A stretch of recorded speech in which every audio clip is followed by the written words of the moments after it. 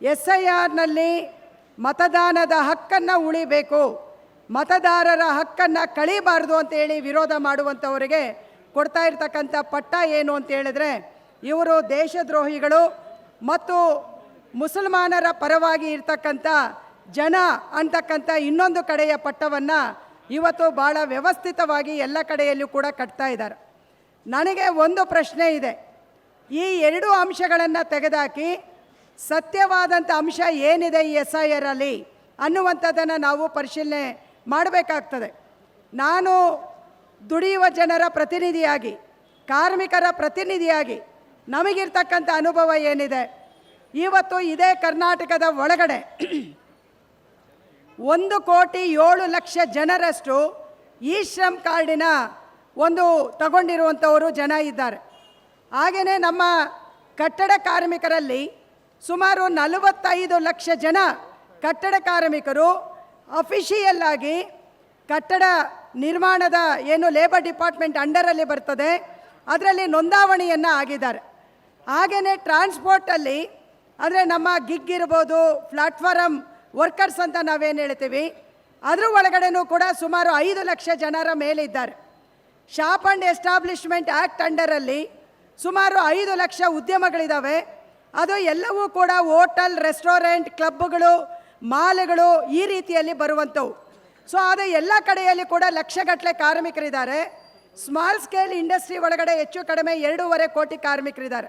ನಾನು ಯಾಕೆ ಈ ಅಂಕಿ ಸಂಖ್ಯೆಯನ್ನು ಹೇಳ್ತಾ ಇದ್ದೀನಿ ಅಂದರೆ, ನಿಮಗೆ ಯಾರಿಗೂ ಗೊತ್ತಿಲ್ಲ ಅಂತೇಳಿ ಅಲ್ಲ, ನಾನು ಹೇಳಿದಂಥ ಈ ಎಲ್ಲ ಅಂಕಿ ಸಂಖ್ಯೆಯಲ್ಲಿ 100ಕ್ಕೆ ಸುಮಾರು 50ರಿಂದ 60% ಅಷ್ಟು ಮೈಗ್ರೆಂಟ್ ವರ್ಕರ್ಸ್, ಅಂದರೆ ಬೇರೆ ರಾಜ್ಯದಿಂದ ಬಂದಿರುವಂಥವರು, ಬೇರೆ ಬೇರೆ ಜಿಲ್ಲೆಗಳಿಂದ ಬಂದಿರುವಂಥವರು ಮತ್ತು ಅಕ್ಕಪಕ್ಕದ ದೇಶಗಳಿಂದ ಬಂದಿರುವಂಥವರು ಕೂಡ ಇದರಲ್ಲಿ ಇರಬಹುದು. ನೀವು ಯಾವುದೇ ಬಾರ್ ಆ್ಯಂಡ್ ರೆಸ್ಟೋರೆಂಟ್ಗೆ ಹೋಗಿ, ಮಾಲ್ಗಳಿಗೋಗಿ ಕನ್ನಡ ಮಾತಾಡುವಂಥ ಒಬ್ಬ ಹುಡುಗ ನಿಮಗೆ ಅಲ್ಲಿ ಸಿಗಲ್ಲ.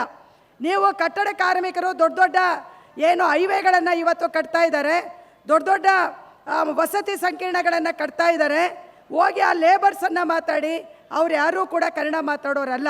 ಮತ್ತು ಯಾರು ಅವರೆಲ್ಲ? ಎಲ್ಲರೂ ಕೂಡ ಹೊರಗಿನ ರಾಜ್ಯದವರು.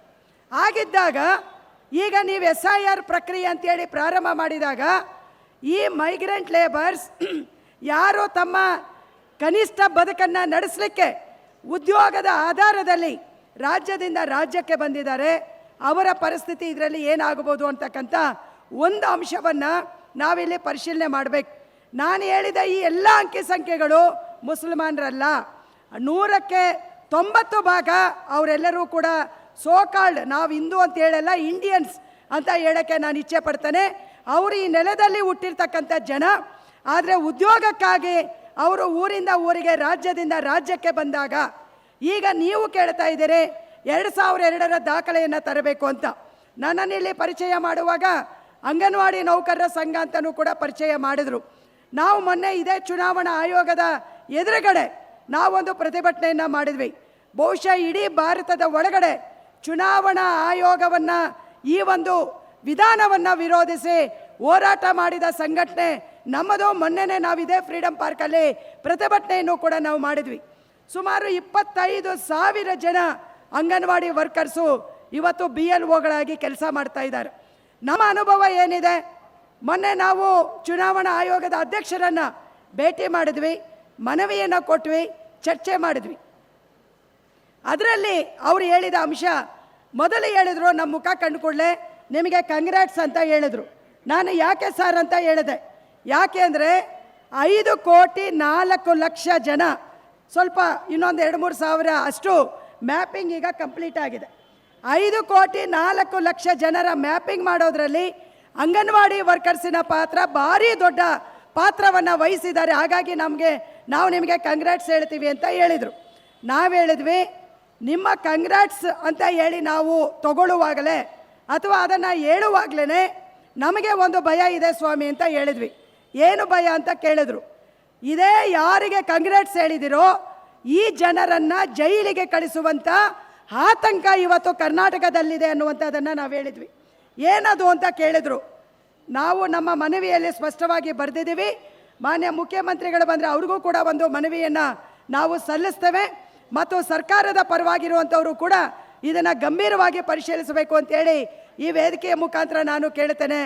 ಏನು ಅಂತ ಹೇಳಿದ್ರೆ, ಒಂದೊಂದು BLO ಕ್ಷೇತ್ರಗಳಲ್ಲಿ ಕೂಡ ನಾವು ಸರ್ವೆ ಮಾಡಲಿಕ್ಕೆ ಹೋದಾಗ 2002ರ ನಂತರ ಯಾರು ಮತದಾರರಿದ್ದಾರೆ ಅವರ ದಾಖಲೆಗಳನ್ನು ಕೇಳ್ತಾ ಇದ್ದಾರೆ. ಅದರಲ್ಲಿ ಭಾಳ ಪ್ರಮುಖವಾಗಿ ಮನೆಯ ಸೊಸೆಯ ದಾಖಲೆಯನ್ನು ಅವರು ಕೇಳ್ತಾ ಇದ್ದಾರೆ.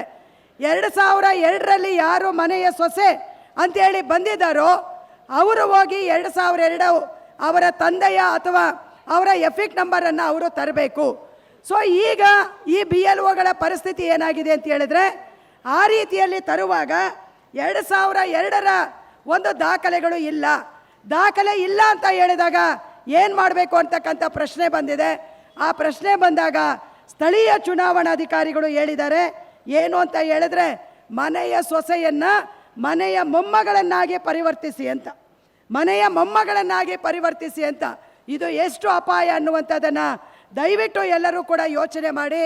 ಈಗ ಆಲ್ರೆಡಿ ಮಾಡಿಬಿಟ್ಟಿದ್ದಾರೆ, ಅದನ್ನು ಮಾಡಿದ್ದಾರೆ.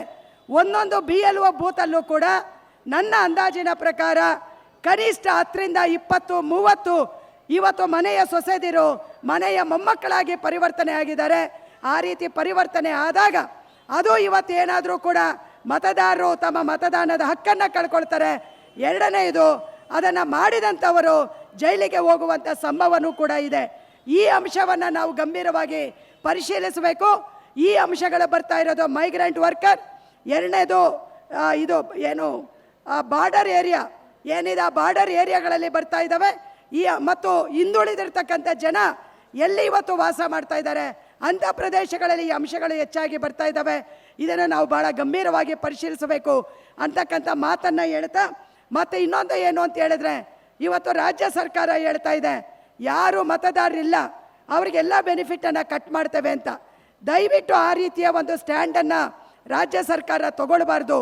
ಯಾಕೆ ಅಂತ ಹೇಳಿದರೆ, SIR ಪ್ರಕ್ರಿಯೆಯಲ್ಲಿ ಇವತ್ತು ಬೇಕಾಗಿರುವಂಥ ದಾಖಲೆಗಳನ್ನು ಮತದಾರರಿಗೆ ಒದಗಿಸಲಿಕ್ಕೆ ಬೇಕಾಗಿರುವಂಥ ಅಡ್ಮಿನಿಸ್ಟ್ರೇಷನ್ ಸ್ಟೆಪ್ಪನ್ನು ತಗೊಳ್ಳೋಕ್ಕೆ ಬೇಕಾದ ರೀತಿಯ ವಿಧಾನವನ್ನು ಮಾಡಬೇಕು.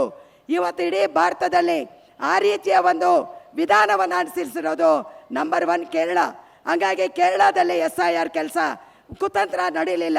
ಎರಡನೇದು ತಮಿಳುನಾಡು, ಅಲ್ಲೂ ಕೂಡ ಭಾಳ ದೊಡ್ಡ ಪ್ರಮಾಣದ ಕುತಂತ್ರ ನಡೀಲಿಲ್ಲ.